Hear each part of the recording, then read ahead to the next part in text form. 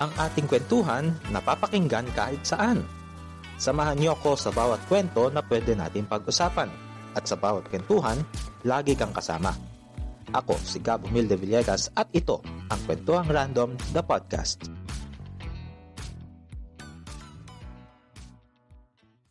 Welcome sa isa namang edisyon ng ating kwentuhan at sa episode natin ngayon ay pagkukwentuhan natin ang mga experiences pagdating sa dating apps. Alam nyo, 4 years ago, I think a month after the passing of my grandfather, I made an article about my experiences on using dating apps, and I just want to share this with you guys. Ano yung pinagdaanan ko on the first time that I used this. Total, love month naman ngayon at malapit na ang Valentine's Day. So, ito yung isinulat kong artikulo para sa Forward na isang media startup na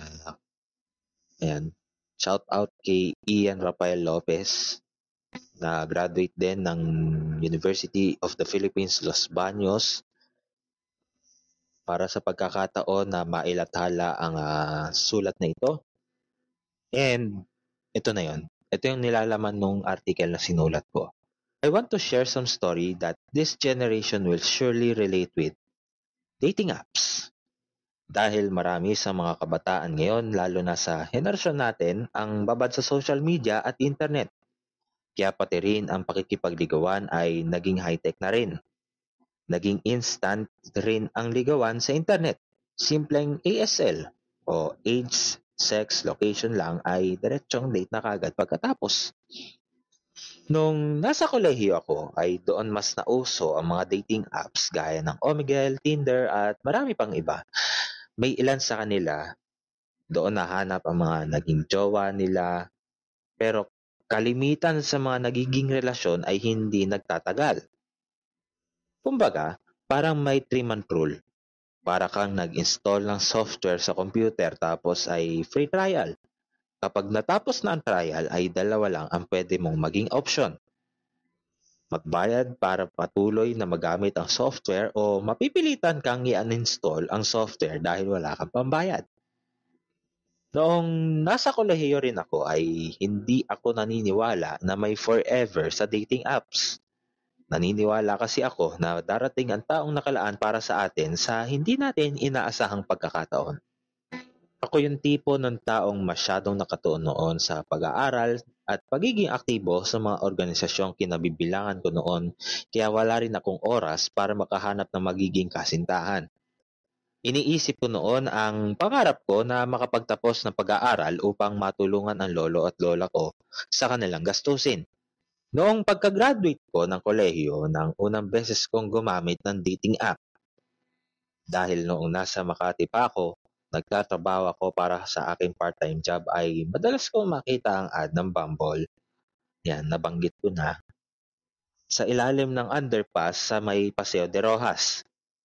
Sinubukan kong gamitin yon, ngunit kailangan ko magbayad ng premium para lubos kong magamit ang features ng app. Dahil wala akong pambayad at kakarampot lang ang nakukuha ko ay nag-uninstall na ako. 2 taon makalipas nung unang beses kong gumamit ng dating apps ay nagpasya ako muling sumubok sa dahilan na nais kong magkaroon ng makakausap. Lalo pa ngayong nasiyugto pa rin ako ng pagluluksa dahil sa pagkawala ng aking lolo noong huling linggo ng Abril. Marahil ito na rin ang pagkakataon ko para mahanap ang taong magpapaligaya sa akin habang buhay. Karaniwan sa mga naririnig at nababasa kong kwento sa paggamit ng dating apps ay kalimitang pagdating sa unang date nila, lumalabas ang 2 nagmatch upang kilalanin ng isa't isa. Madalas sa mall o kaya sa park ang madalas na meet up. Ngunit sa ilang kwento ay nauwi rin sa lovemaking ang nagiging eksena dahil nais nilang ipakita ang pagmamahal nila sa isa't isa o di kaya ay nais din nilang ipakita ang wild side ng bawat isa. Nakakalungkot lang isipin na ilan sa mga kwentong narinig ko matapos ang una nilang pagtatagpo ay nauuwi rin sa ghosting o hindi na magpaparamdam dahil na-realize ng isa sa kanila o di kaya ay parehas palang takot sa commitment. Sa madaling salita, tamang landi lang. May mga magaganda ring kwento na nabubuo sa paggamit ng dating apps. May ilan sa mga kaibigan ko ang nakahanap ng naging jowa nila at naging maganda ang takbo ng kanilang relasyon hanggang sa kasalukuyan. May isa akong naging guest sa aking live stream na kwentuang random sa Kumu ang nagkwento kung paano niya nakilala ang kanyang kasalukuyang kasintahan at dahil iyon sa Omegle. Madalas ang naging palitan ng mensahe nila sa Messenger at nauwi rin sa madalas na pagkikita. Makalipas lang ang ilang buwan ay naging magkasintahan na sila at hanggang ngayon ay nananatiling matatag ang kanilang relasyon. May ilan akong ininstall na dating apps ngunit mahal ang ilan sa mga ito. Dahil doon ay muli ako nag-uninstall at nag-subscribe din ako sa ilang dating apps na may expiration date ng subscription na hanggang sumunod na linggo. May isa doon na nagbayad ako ng 76 pesos para magamit ang ilang features ngunit hindi ko pa rin makita kung sino ba ang mga taong nais kong makamatch. May ilan sa mga gusto kong makamatch ay aking ini-swipe left dahil hindi ko type at may mga nakakamatch naman ako na hindi naman agad sumasagot sa app dahil maaaring busy sa ibang gawain o wala masyadong oras para sa paggamit ng dating app. Ang hanap ko lang naman sa isang babae ay may kaparehong values at pagtingin sa samot-saring bagay at hindi mawawala na dapat ay pareho kayo ng pinaniniwalaan lalo na sa usaping espiritual. Sa kabuuang karanasan ko sa paggamit nito, masasabi ko na may kanya-kanya tayong paraan kung paano natin mahanap ang taong nais nating makasama habang buhay. Na-realize ko na maaaring hindi pa ito ang oras upang makilala ko siya. Maaaring sa ibang paraan, ngunit alam ko na inihahanda lamang tayo na maging mabuting tao at maging mabuting kabiyak. Hindi lamang sa internet natin pwedeng makita ang ating gawan. Malawak ang mundo. Lumabas ka at magpakilala. Ayan po yung aking isinulat na artikulo sa Forward taong 2021. After ko isulat yung artikulo na yun ay sumubok pa rin naman ako. But February 2023, when the first time that na meron ako na naka-meet up pagdating sa dating app, and masasabi ko na actually ito, I would like to tell you a story doon sa mga nakamatch ko dati sa dating app. February 2023, tandang-tanda ko pa yung petsa. Di ko nasasabihin ko ano eksaktong araw. Nung unang beses kong ma-meet yung una kong nakamatch na talaga nagkaroon ng interaction sa dating app. And ang ikinagulat ko pa ay resource person ko itong taong ito. Nakakatawa lang.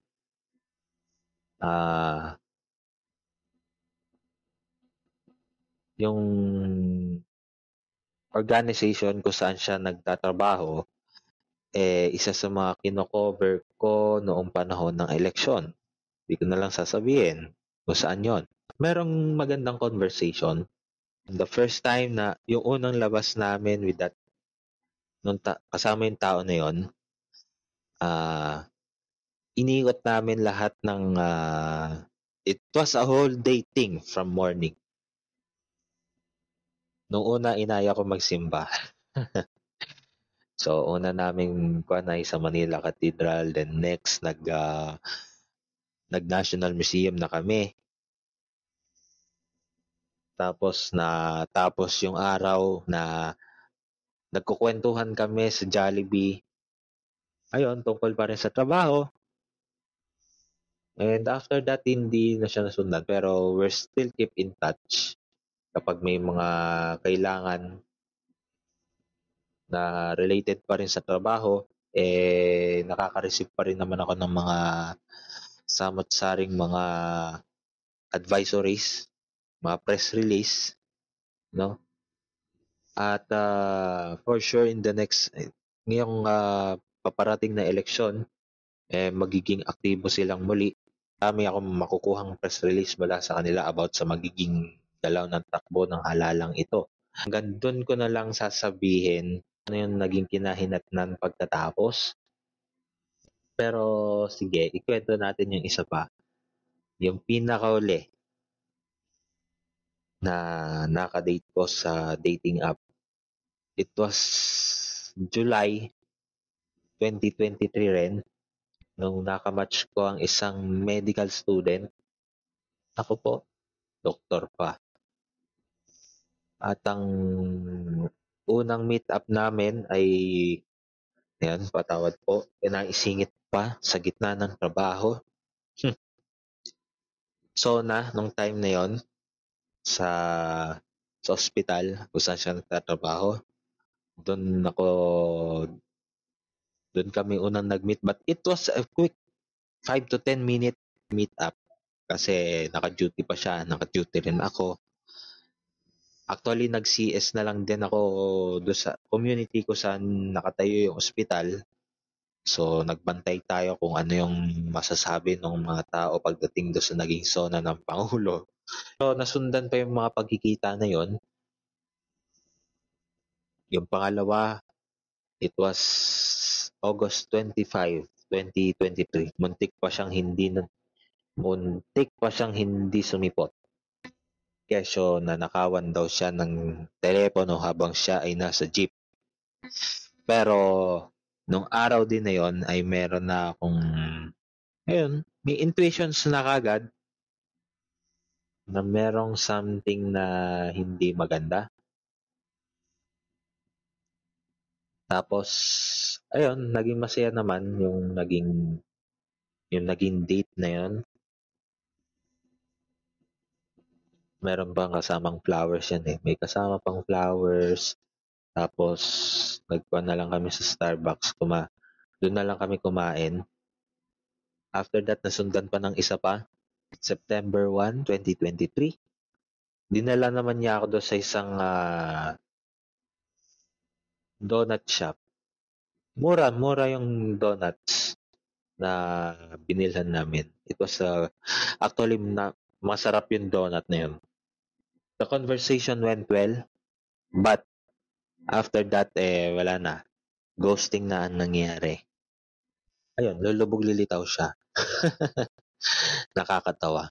Alam nyo, I stopped using dating apps January 2024. Ayan. I stopped using it. It's because I want to focus on my work. Ayan. Yan yung primary reason bakit hindi ako gumamit ng dating apps. Until now naman, trabaho pa rin. Pero, ito na lang sasabihin ko sa inyo guys. Hindi sa dating app iikot ang buhay natin on finding the right person na makakasama natin habang buhay. Kinakailangan rin merong kasamang discernment dyan, may kasamang prayer. Tama. Tama o tama? Tama. May kasamang prayer yan. I-ask mo kay Lord parate na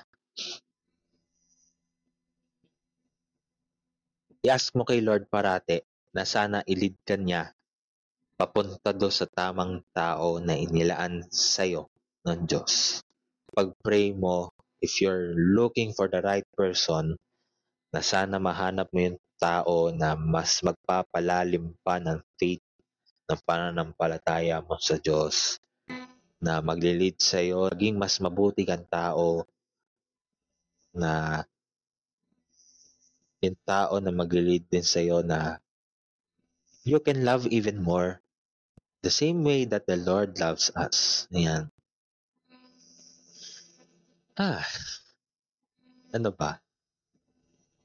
Kayo ba, ano ba yung naiisip ninyo? Hopefully, kung mapakinggan ninyo ang episode na ito, sana ma-share nyo rin kung ano yung experiences nyo on using dating apps. And at the same time maging maingat sa mga nakikilala rin sa social media, no? Siguro ikukonsulta natin sa ating kaibigan si Gemini. So, ito ang sabi niya. Dating apps can be a fun way to meet new people, but it's important to use them safely and effectively. Here are some tips. Oh, unahin muna natin yung safety. First, protect your privacy. Use different photos for your dating profile than you do on other social media accounts. Avoid sharing personal information like your address or workplace. Ayan, para hindi ka malooban sa inyong bahay o di kaya ay maging mainit sa mga mata ng kriminal, no? Don't disclose too much information when it comes on dating apps. So, pangalawa, be wary of suspicious profiles. Watch out for profiles that seem too good to be true, have few photos, or ask for money. Kung halimbawa na yung taong nakamatch mo sa dating app ay humihingi na ng pera or gusto na niyang mangutang o di kaya ay ayun, hihingi lang ng pera kasi kulang daw siya ng allowance. Think twice. Pangatlo, verify your matches. Check out your potential date on social media to make sure they are who they say they are. So you need to be kailangan mo maging mapanuri, no? Kailangan mong mag-background check when it comes on people that you are dating, on people that you are meeting on dating apps. Pang-apat, meet in public. When you meet someone in person for the first time, choose a public place like a coffee shop or restaurant. Ayan. Wag ko saan And pang-lima, tell a friend. Let a friend know where you're going and who you're meeting. Of course, for the sake of safety. So, kailangan mo rin maging ichismis mo rin minsan sa kaibigan mo na ikaw meron kang ka-date at ipaalam mo do sa kaibigan mo na, "Hi friend, pupunta ako sa ganitong noong Sunday or ng ganitong araw Ako ay meron lang ka-date." Ganyan, ganyan. Ito yung picture niya. Oh. Tapos, ito panghuli pagdating do sa safety first trust your gut. If something feels off, don't hesitate to end the date or block the person. As I mentioned earlier. Yan. Kung ano man yung kutob na nararamdaman nyo, pagkatiwalaan nyo yan. Kung niloloko ka niyan, it's time to cut off the communication. No?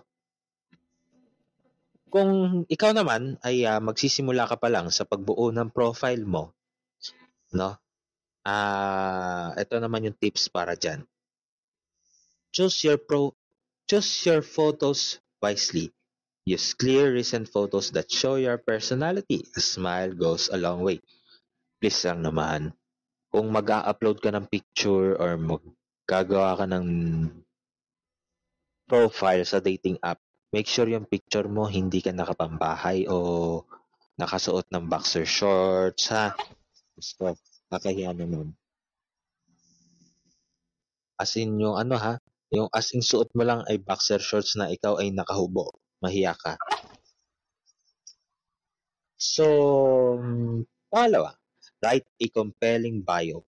Be honest and genuine about who you are and what you're looking for. Keep it positive and engaging. So, ayun, kailangan mong maging, magpakatotoo ka lang sa sarili mo. Parang panliligaw yan. Hindi mo kailangan magpakitang gilas na gusto mo magpabida kung sino ka, na you need to project something sa taong napupusuan mo, do sa taong gusto mong ligawan. Ang best tip dyan ay kailangan magpakatotoo ka sa sarili mo. Ayan. Pangatlo, be specific. Instead of saying you like music, make some of your favorite artists or genres. So, ayun. Kung gusto mo ng music, kung mahilig ka sa music, yan. Banggitin mo raw kung ikwento mo kung ano yung mga paborito mong kanta, sino yung paborito mong singer, anong genre yung gusto mo, kung nakikinig ka ba ng OPM, kung nakikinig ka ba ng K-pop, kung mahilig ka ba sa R&B, pop, sa ballad, or mahilig ka rin ba sa mga classical music. Yan. Make a specific interest. Show it. Malay mo, doon mo mahanap yung taong para sa'yo. And, ayan, proofread. Check your profile for any typos or grammatical errors. May mga tao pa naman sa dating app na napaka-OC pagdating sa typo o kaya sa mga grammatical errors. Kaya naman, make sure na napoproofread ninyo, maayos yung grammar nyo. Mapa-English o Tagalog man yan, sana hindi po barok yung English or maging grammar Nazi ang inyong profile. Eto na, kung halimbawa na nakamatch mo na, kung meron kang nakamatch sa dating app, eto meron ding tips para dyan. Una, start a conversation. Instead of saying hi, ask a question or mention something that you found interesting in their profile. Yan. Actually, ito, my experience on dating people, I ask them questions. Ito yung lagi kong tanong, bakit mo ako nakamatch? Ba't ako yung pinili mo na mas swipe right? Ano ba yan? Magkakalkal na naman ba ako? Ayoko naman balikan yung may mga conversations ako sa dating app na ayoko nang balikan. So, tawag dito, naka-deactivate yung akin profile doon. So, instead na hi, hello lang, good evening, tanungin mo siya, ano yung mga bagay na nagustuhan? Ano ba yung mga bagay na nagustuhan niya sa'yo? Ayan. And then, doon niya na i-build up yung conversation. Yun. Magpalitan kayo. Sabihin mo rin kung ano may bagay na nagustuhan mo sa kanya. And that. Sunod naman, be respectful. Respect is the very most important thing when it comes to dating. Treat others the way you want to be treated. No? Kung gusto mong maging maganda yung communication mo do sa taong dinedate mo, you have to do it as well. No? Ito, gaya nung nasabi ko kanina, be yourself. Don't try to be someone you're not. Huwag kang magpanggap. Huwag kang mag-pretend na ikaw ay, kunwari, gusto mo meron kang type na tao, pero galing siya sa isang may kaya o mayamang pamilya. Huwag mong i-project na meron kang kotse kahit na wala, no? Na kaya mong bumili ng ganitong mga gamit, pero ang totoo niyan, wala ka naman pambili. Huwag ganon. Be patient. Yan, sumunod. Finding a good match takes time. Ayan, parang paghahanap din ng taong gusto nating makasama habang buhay. It takes time to find the right person. No? Kaya, kung naiinip ka man ngayon para sa nakikinig ng episode na ito, be patient. You know? Sumunod, don't be afraid to make the first move. If you're interested in someone, don't wait for them to message you. Iba na ang panahon ngayon. Hindi na dapat puro lalaki o, hindi naman sa inaano ko na. Kailangan din it it goes for both genders, ika nga. Na mapalalaki o mapababae ka, kung meron kang gusto sa isang tao, sabihin mo sa kanya kung ano yung nararamdaman mo. Sumunod naman, move things offline. So, wag lang puro sa chat, wag lang puro sa Zoom, o sa Google Meet, o sa MS Teams. Dating sa MS Teams, grabe naman yan. Yung tipong ginagamit na lang dapat for work, dun pa dinadala yung kalandian.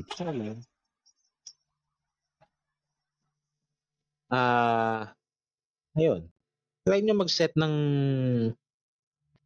meet-up somewhere na mapapagkasunduan ninyong puntahan. Yung something na parehas kayo na gustong puntahan na hindi nyo pa napupuntahan pareho. Kung halimbawa, hindi nyo afford pumunta ng lumabas ng Metro Manila, or pwede kayong mag-meet sa BGC, pwede kayong mag-meet sa National Museum, kung gusto nyo mag-Intramuros kayo, o di kaya kung sa Quezon City man, pwede kayong mag-Cubao, pwede kayong mag-Quezon City Circle, pwede kayong mag-UP, o di ba? Ang daming magagandang places na pwede nyong maging meeting place, di ba? And panguli, of course, have fun. Dating apps can be a great way to meet new people and find love. Ayan. Make the most of it na kayo ay nagkakausap. Huwag niyong ipwersa yung mga bagay-bagay, no? Pagdating sa pakikipag-date, especially sa mga taong na-meet nyo lang sa internet o sa dating app. Malay nyo, yung iba pala gusto lang ng makakausap or gusto lang na merong makakakwentuhan na hindi sila i-judge na ibang tao. Kaya wag ninyong mamadaliin yung na magkaroon ng label sa kung ano mang relasyon yung meron kayong dalawa. Meron pang additional tips dito. Be clear about your intentions. Are you looking for a serious relationship or something more casual? Ayan. No? Actually, on the first part of the conversation, doon pa lang sabihin nyo na kagad kung ano yung intentions ninyo. Kung gusto nyo pa magseryoso, kung naghahanap ba kayo ng forever, ganyan. Sabihin nyo na kagad para hindi nasasayang yung oras ninyo pareho. Sunod dyan ay don't be afraid to say no. If you're not interested in someone, it's okay to politely decline. Pwede mo naman sabihin, please don't do it in a harsh way na sabing hindi mo siya type or ano. Or pwede mo naman sabihin na I'm not interested for a serious relationship but I can be friends with you, ganyan-ganyan. But it's up to you. It's your call.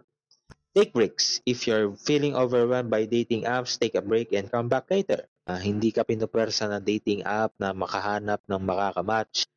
Kung medyo pagod ka na on doing things sa dating app, pwede mo namang i-log out yan, i-deactivate pansamantala. Ayun, bumalik ka kung kailan mo gusto. Nasa say yan. Pang-apat at panghuli. Don't put all your eggs in one basket. Don't rely solely on dating apps to meet people. Get involved in activities and hobbies that you enjoy. Ayan. Sabi ko nga sa inyo, hindi lang umiikot sa dating app ang pakikipagrelasyon. If you want to meet a good person, go out. Meet new people. Socialize with them. Kung halimbawang meron kang parties or iniimbitahan ka ng kaibigan mo na ma-attend ng party, go for it, no? Unless ikaw ay katulad ng ibang mga tito at tita, after ng work ay gusto na lang umuwi ng bahay, magpahinga at matulog. Hello po sa atin dyan. Of course, ayun, sa mga gatherings, may mga taong makikilala at makikilala ka eh. Meron kang mga taong mamimit while doing that thing. That you socialize with people in person, sa mga parties, sa mga gatherings, sa mga simpleng kwentuhan with barkada.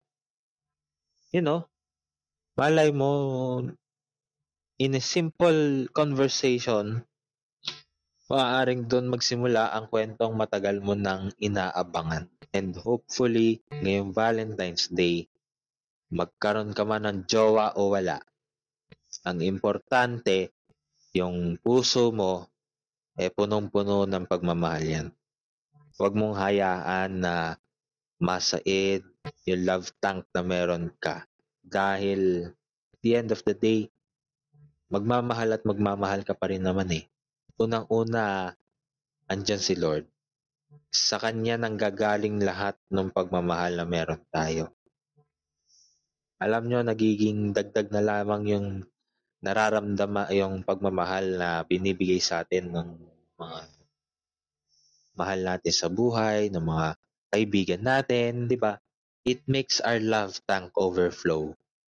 But, of course, make God's love to be the primary source of that love na bumubuhos doon sa love tank natin.